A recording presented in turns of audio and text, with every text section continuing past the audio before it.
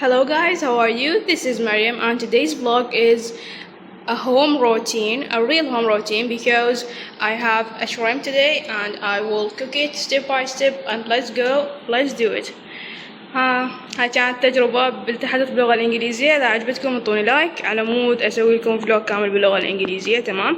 اليوم راح يكون روتين حقيقي كمريم بالبيت.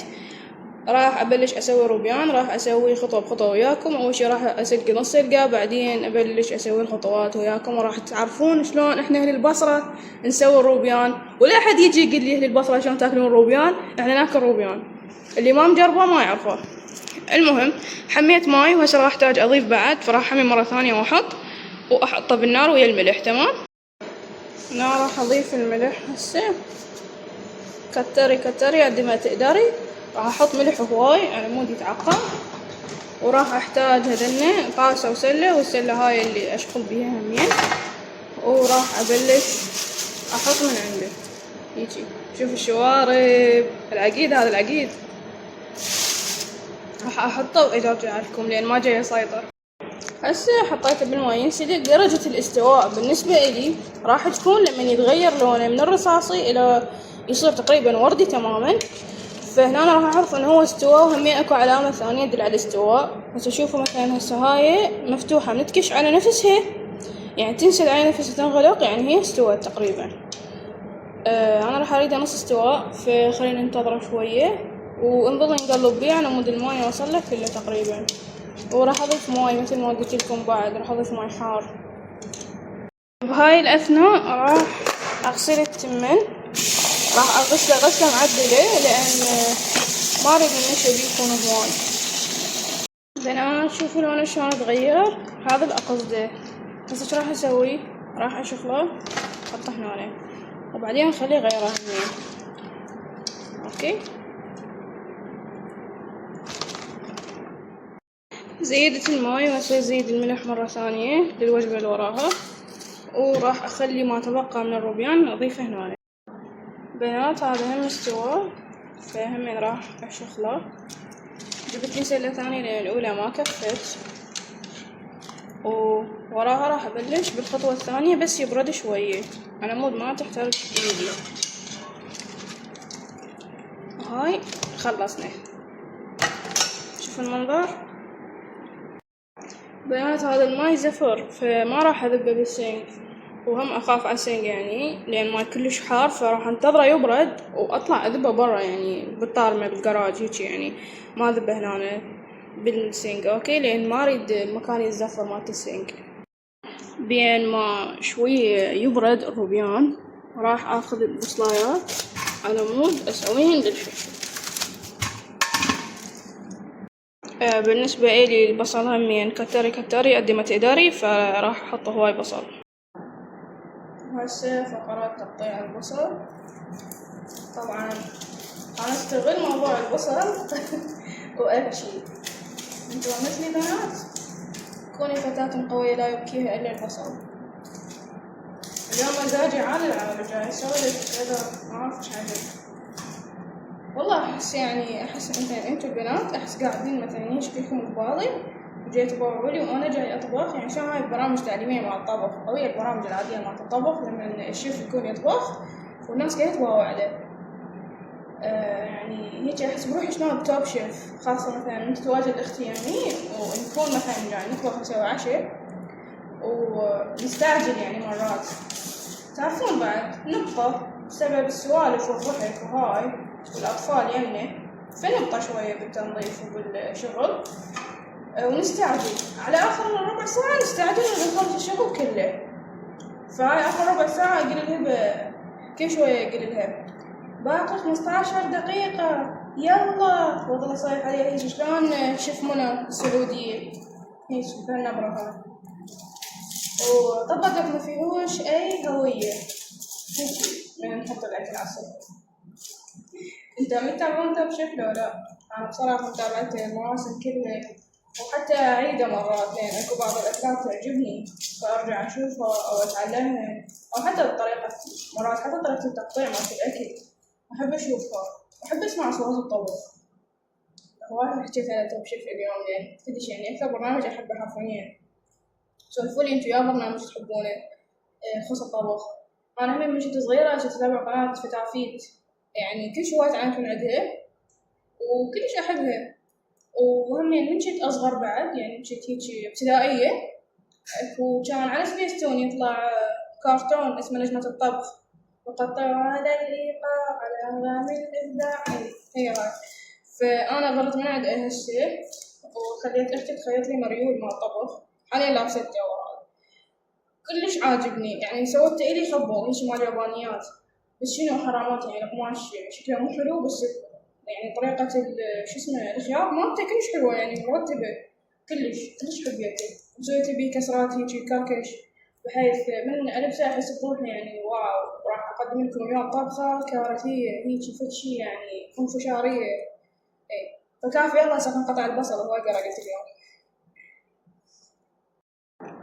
بنات هسه خلصت قطع البصل، الدوسة هذني الشغلات ما ننظفها حطيتها على هناك. قبل شوية كنت قبل لا أخوي يجي ويجيب الروبيان جيت أنظف، استخدمت هذا المنظف بنات خرافي حرفيا، جلفت المطبخ كله وش اسمه، يعني حتى أخذ لي الوصف هواي اشتغلت حرفيا. أخير على صفحة، وأنا أستخدم هذا السين اللي يكون ناعم كلش، يستخدمونه أكثر شي سوالف البناء لما يبون يكسرون الحائط يعني ينعمونه. أنا أخذته من أبوي لأن زاد من عنده وهو كان يبي بالبيت، جاي استخدمه أنا في فترة. المهم بما إحنا خلصنا من البصل، راح نجيب الصينية هنا مالت الروبيان، وراح أعلمكم شلون أفلسه. يعني أغلب البنات ما يعرفون أو يعني يستنكفون أكويها بصراحة، بس أنا عن نفسي أكثر فقرة أحبها هاي الفقرة، أنا وأختي نتعارك عليها كنا من كنا صغار. راح آخذ روبيانة شو الطريقة هاي، أكسر راسه هيجي تمام، كسرته بس أنا أخذ هيجي، أجي أخوي يقيم بالأداء، هسه آخذ الرجلين هيجي يمين نفلسهم ونفلس القشر. بهاي الطريقة أسوي الكمية كلها، بس أتوقع الكمية كلها يعني هواي، فراح أفلسه وأضمن عنده يعني، وأسوي على قد هذا. وهاي صارت روبيانة جاهزة تمام. حلو أحكي أنطق أحكي خلاص شو كنت أحكي بمحرم سد الفيديو. بنات هسه راح شو أسوي، أشوحه أول بداية على النار بالزيت، أخليه بوحدة، خلي أفتح الساحلة ونبلش بسم الله.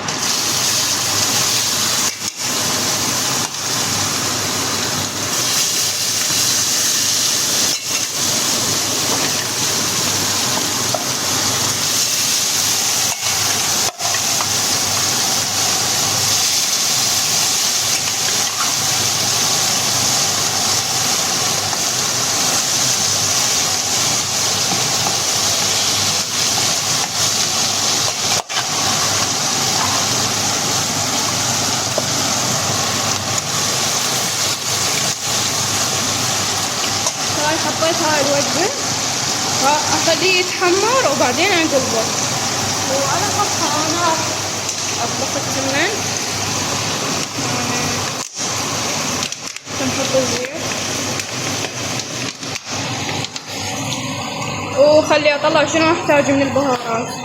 بنات راح أحتاج كشمش أضيفه بالأخير كلش يعني، وراح أضيف هذا شبنت مجفف، وراح أضيف بهارات كاري وبابريكا فلفل حار وملح، بس راح أضيف يعني الحشوة ونفسها هي هاي التشكيلة همين راح أخليها على التمن. هسه أراويكم.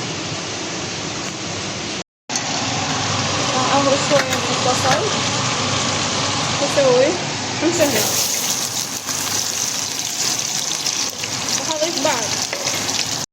هسه هيجي تمام، راح انتظره يستوي، بين ما هو يستوي راح أظل أقلب الروبيان.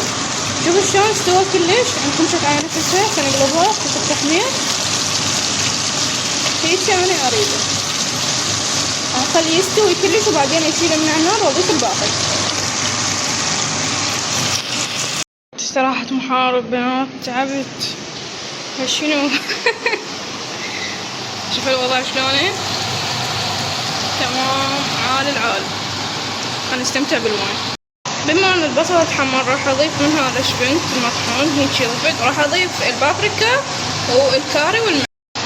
راح اضيف شوية كشمش همين. دور السمن.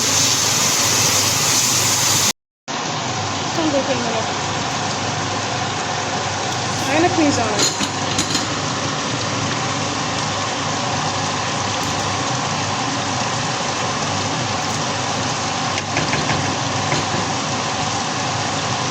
بناتنا شلون نسيت احتاج ليمون بصلة. راح اطحنه بهاي الطاحونة وبعدين اضيفها.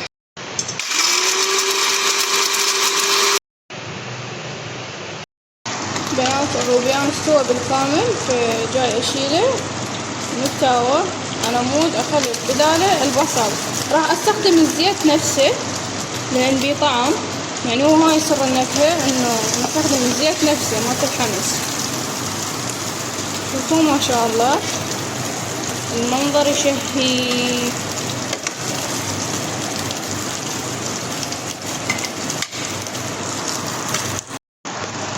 بسم الله. احس احتاج بعد زيت، راح اضيف شوية. هسه راح انظف هاي الخبصة اللي انا سويتها على ما الاكل يستوي، على ما البصل ينحمس والتمن نصيته جاي يتهدر. فخلي انظف هاي الهوسة. ويلي لك شنو هاي، صار مهرجان بالسنق. بنات على هاي درجة الاستواء مالت البصل راح اضيف انه البصل المطحون ينطي طعم فتشي من ينحمس ويا البصل. واكيد اضيف مش بنت على مود ينحمس.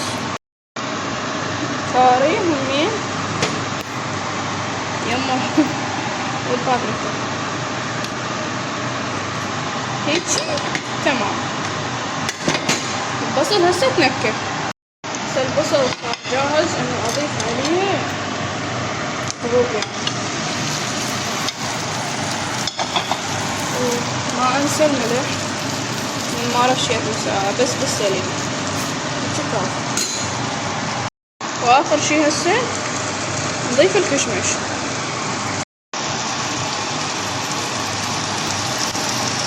بهالطريقة هاي يكون مطبق روبيان جاهز عندنا. شوفوا ما شاء الله.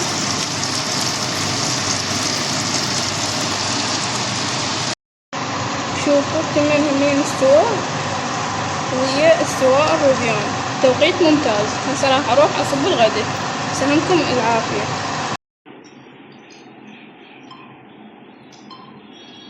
طبعا شلون تعرفون الاكلة ما شاء الله يعني ممتازة؟ شوفوا علامة الجودة ما شاء الله. الف عافية. حجية شلوني؟ شلون طبخ؟ طيب كلش عشتيك بالعافية على طريقتك هاي ماما. عرفتي؟ مبين.